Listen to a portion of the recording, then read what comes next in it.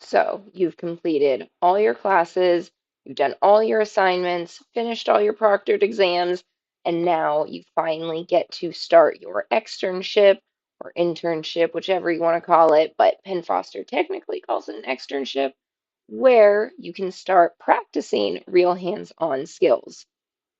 Hello, my name is Seanlin, and today I want to talk to you about surviving the Penn Foster externship. This is just externship one, and I went through it a few months ago, and so it's pretty fresh in my mind, and it was pretty intense.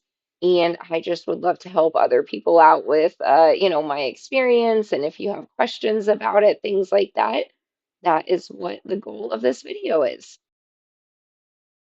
I truly did not realize how long it would take my clinic to get approved. I believe it was around 2 months for it to get approved. And that was with me trying to have all of my ducks in a row. My practice manager and the doctor who was going to be my supervisor were very on it. They were getting on top of the things right away. But it still took a long time because Penn Foster has to follow specific rules set up, I'm assuming by AHA of what certain things need to be identified as in clinic or certain signs that you need to have up, just various oddities here and there that you kind of don't necessarily expect. Also, you may hear my cat eating from her slow feeder bowl over here. Um, so yeah, it takes a little while. So once you get done with your second semester, just enjoy the break of not having to do schoolwork for a minute because trust me, when you start the externship, you're gonna have plenty of work to do. Plenty of your free time is going to be taken away. You will have no free time. One of the reasons I really recommend getting a job at a clinic before you even start Penn Foster anything, which was in my previous video about doing semester one and two, is having a good relationship with the people that are going to be a part of this approval process because it was a lot of work for my supervisors to get this done. And they kept coming to me with questions and they were asking if I could see things or help out, but you actually can't see anything on your end. I had no idea what Penn Foster was asking them for, what they needed. So I was unable to help them get anything done. And so I had to be in communication with them constantly and ask where they were at and if Penn Foster was asking for other things or what I could help with. But I couldn't see anything on my end, and they didn't know that at first. So it was just helpful to also let them know, hey, I can't see anything, but also to have a really good relationship with them because it is quite a lot of work to get approved, to get your clinic approved. And for me, since we did this once, I actually have three other people in my clinic that are doing Penn Foster. So luckily, it's not kind of all for nothing because there's going to be other people that are going through the same process. And so each time somebody goes through it, they have to get the clinic approved, but at least we kind of know all the different signs and things that they wanted up. And so we have that in place now. There is a kind of big decision you have to make before embarking on your externship, which is, are you going to get a rabies vaccine or not? So the rabies vaccine is this whole new policy that Penn Foster put into place kind of right before I started my externship, like 2 or 3 months before. So Penn Foster's policy states that the student either needs to be vaccinated against rabies, and it's a two-series vaccine. It's also not covered by any insurance, so it's pretty pricey. So it's either that, or you need to have an up-to-date rabies certificate with every single patient that you work with, and you cannot submit any skills with patients that are not vaccinated against rabies. So basically, you cannot work with any patients that are not vaccinated against rabies during the time of your externship. Since I work at my clinic as a non-certified veterinary technician, I'm working with animals all the time that are not vaccinated against rabies or they're not up to date on their rabies vaccine. So I had to be really cautious about looking and seeing if the animal is up to date or not before I could see if I could use them for a specific skill. So that's just something to keep in mind. along with the decision of getting the rabies vaccine or not, something that might help you figure out one way or the other. So the price of the rabies vaccine on GoodRx for the two series vaccines, I found it to be about $750, which is very pricey, and that is why I did not get vaccinated against rabies. It's something I would love to have.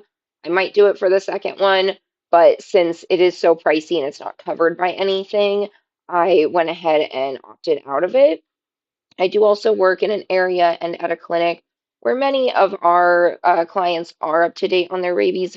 Many of our patients, not the clients, are up to date on their rabies vaccines because we have good clients that want to make sure that their pets are safe and up to date on all the right vaccines. So, I do work with patients that are not vaccinated against rabies, but the vast majority, I would say, are vaccinated against rabies. So I knew that my pool to take from would be easier since we do have so many compliant clients that do vaccines regularly for their pets.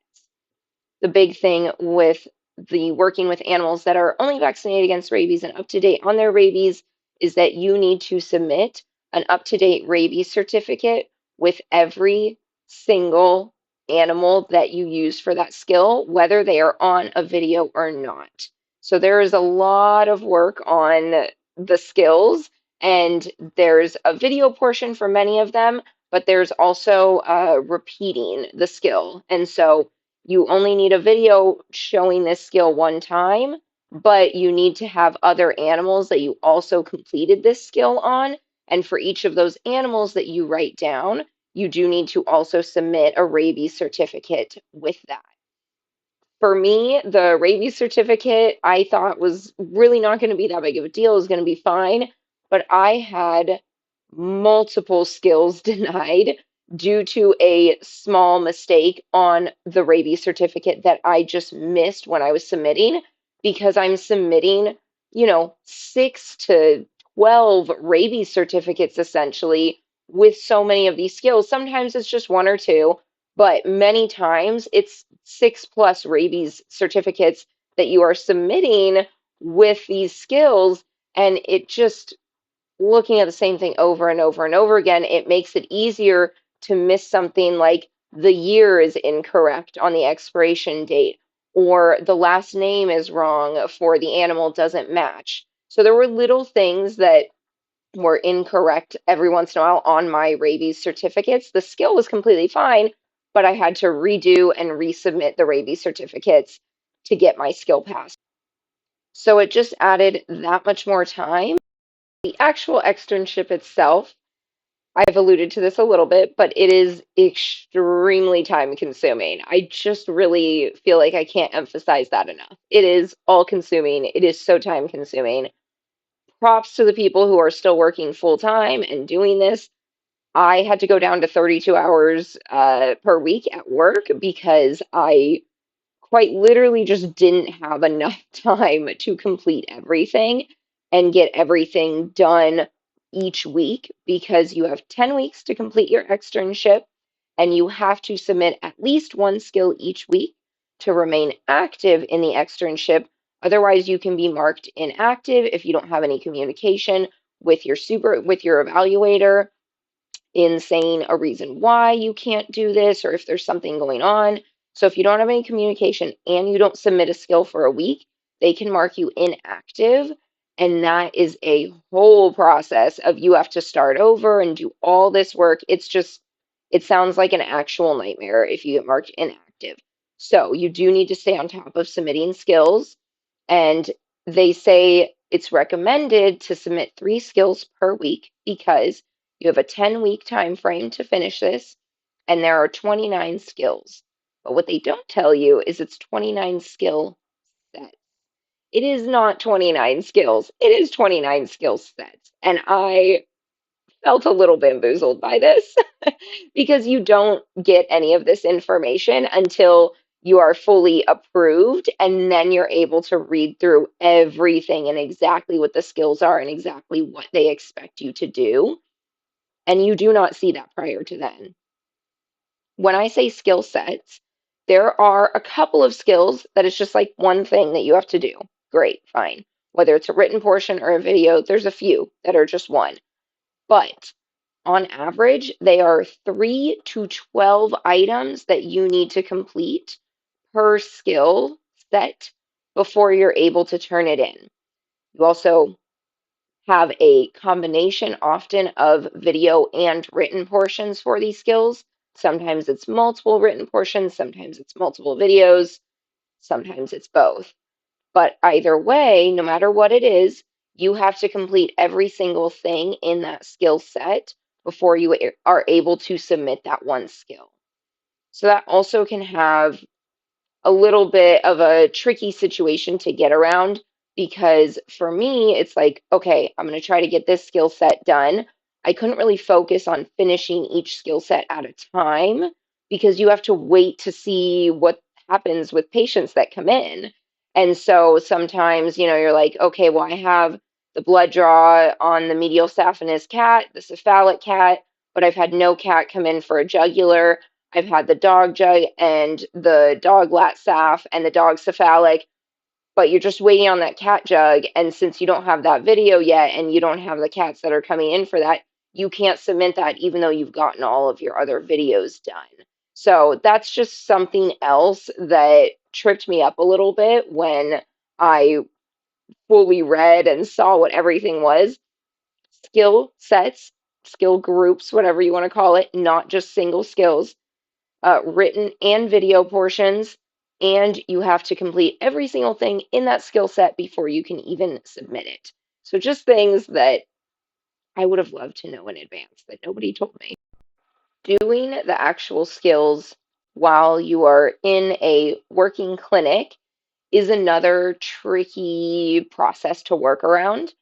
As I've said, I work at my clinic and I'm very comfortable doing my job. I've been in the industry for 6 years or so, so I'm very comfortable with all of the skills that were in externship one. I've not seen what the second one is, but I'm very comfortable working around small animals and doing all of the things.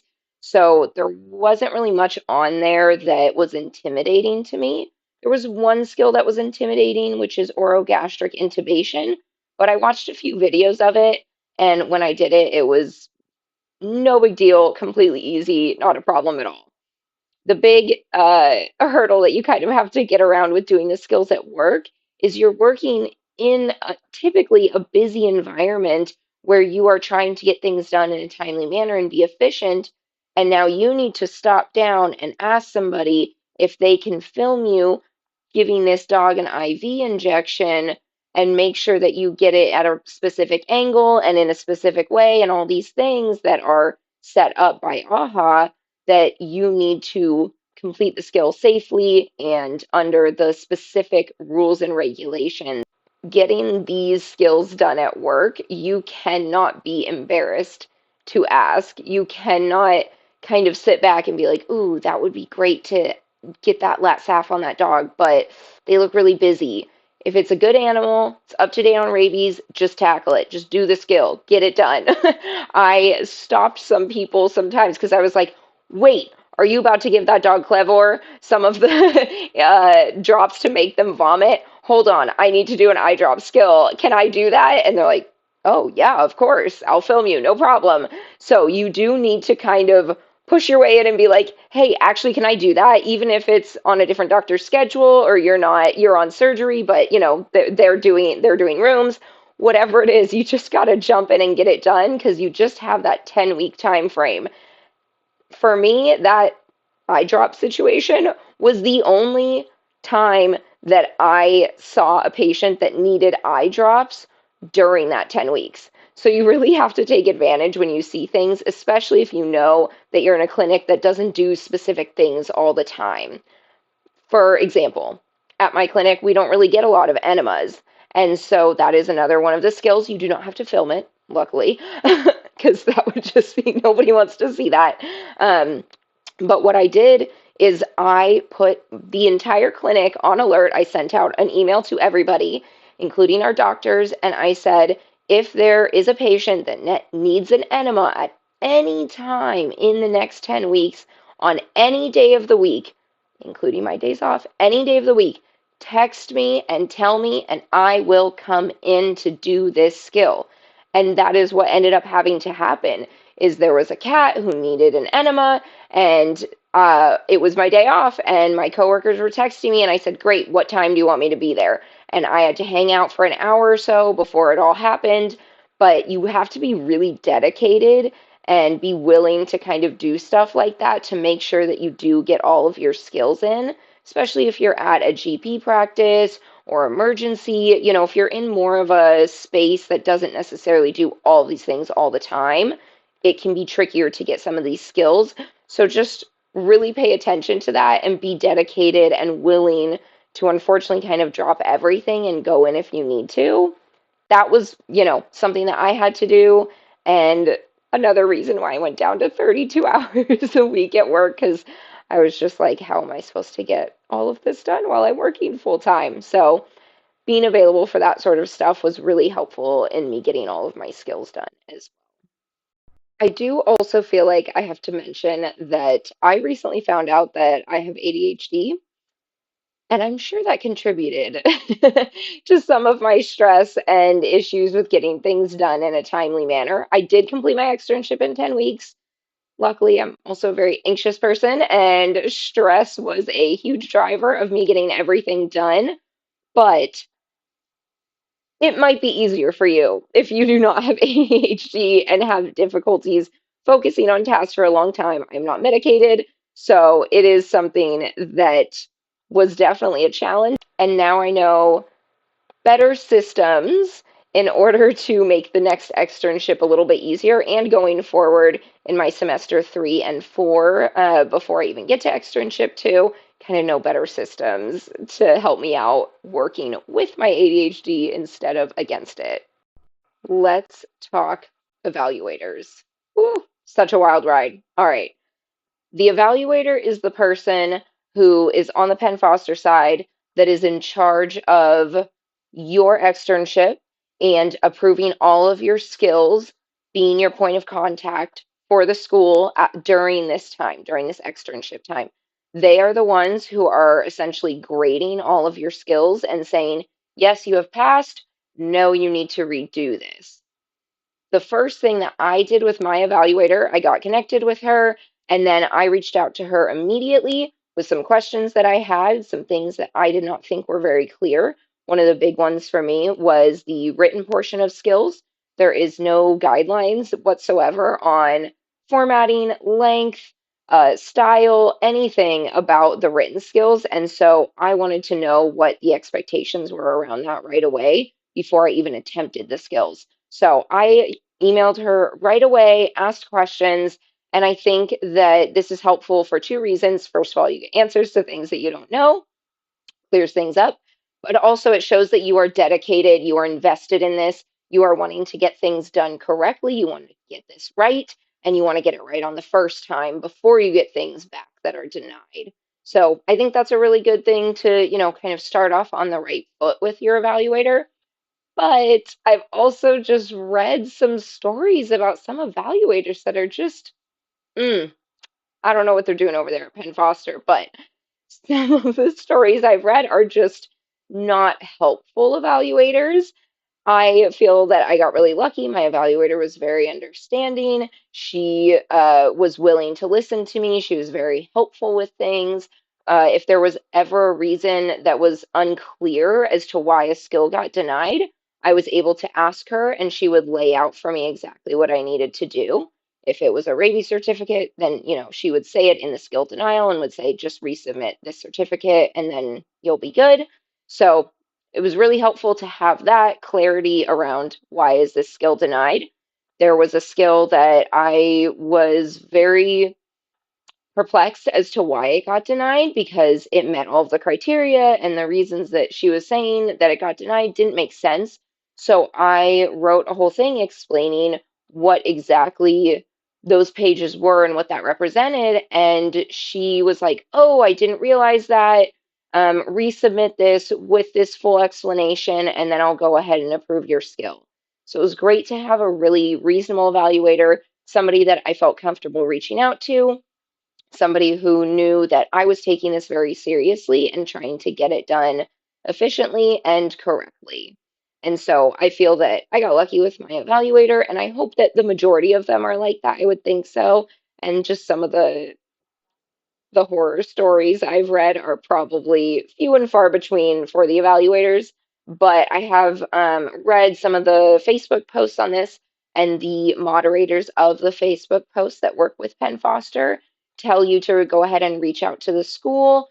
Sometimes the moderators are able to help if you're not getting a response from the school. So that's another reason the Facebook groups are super great, really helpful. I talked about that in the Penn Foster semesters 1 and 2 video. So definitely check those out for a good resource.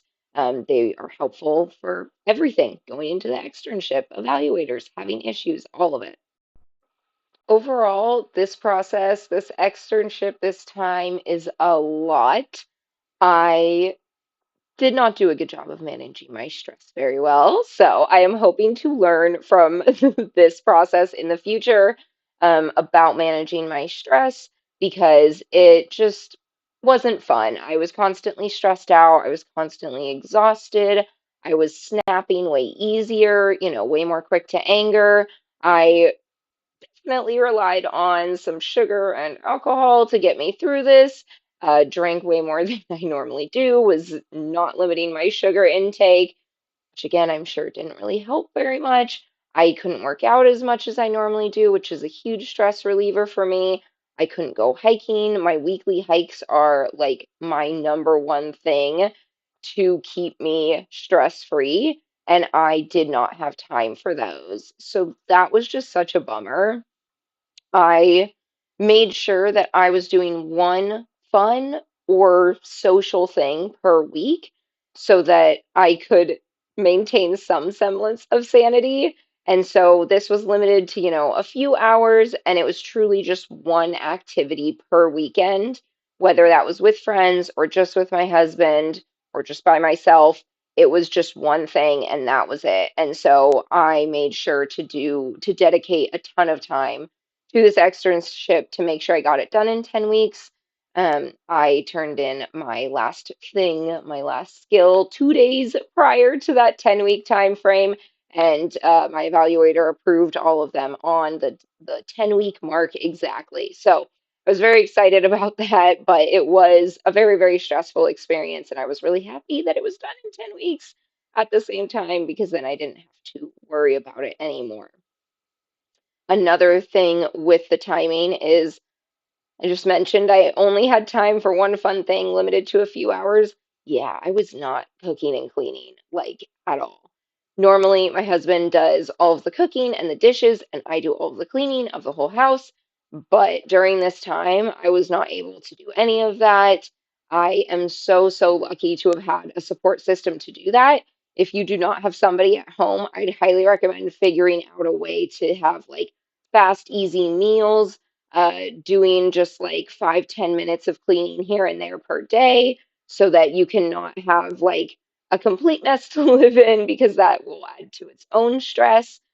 Not to say that our house was not getting messier because he also works full time, so there's not a way that he could, pick up all of the slack, but it made it so much easier knowing that, my food was taken care of. That's like the number one thing that we need, right? We need to have food, we need to have fuel, and it allowed me to be able to attempt to get some sleep, um, which was another just super fun thing. I have stress dreams when my body is in a high state of stress, and I was having stress dreams about this externship while I was at work in my dreams. So it was like work and externship stress dreams just all packaged up nicely into my brain and not letting me sleep very well.